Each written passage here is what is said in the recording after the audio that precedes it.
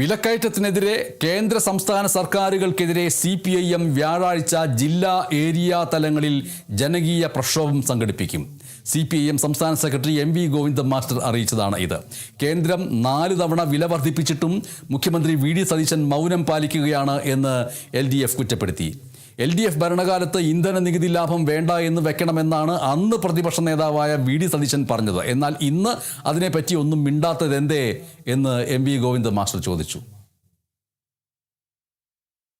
അതായത് 11 ദിവസത്തിനിടയിൽ 4 തവണയാണ് petrol diesel വില വർദ്ധിപ്പിച്ചത്. അവശ്യ വസ്തുക്കളുടെ സാധനങ്ങളുടെ വില ക്രമാതീതമായി വർദ്ധിച്ചുകൊണ്ടിരിക്കുകയാണ്.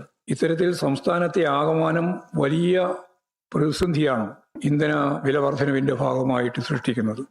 അമേരിക്കക്ക് കീഴടങ്ങിയ ഇന്ത്യൻ നയവും ഇതിന്റെ കാരണമായിട്ട് നമുക്ക് കാണാൻ കഴിയും. LDF ഭരിക്കുന്ന കാലത്ത് ഇന്ധന നികുതി വരുമാനം വേണ്ടെന്ന് വെക്കണം എന്ന നിലപാടാണ് ഇന്നത്തെ കേരളത്തിന്റെ മുഖ്യമന്ത്രി VD സതീശൻ അന്ന് സജീവമായി ചർച്ച ചെയ്തു. ഈ മുദ്രാവാക്യം മുന്നോട്ടേക്ക് വെച്ച് കണ്ടോൺമെന്റ് ഹൗസിൽ നിന്ന് സൈക്കിൾ ചവിട്ടി നിയമസഭയിലേക്ക് പോയി സമരം ചെയ്ത ചിത്രം നമ്മുടെ എല്ലാം മുമ്പിലുണ്ട്. ഇന്നത്തെ മുഖ്യമന്ത്രി, അന്നത്തെ പ്രതിപക്ഷ നേതാവ്, അദ്ദേഹം ഭരണത്തിലെത്തി 2 ആഴ്ച ആകുകയാണ്.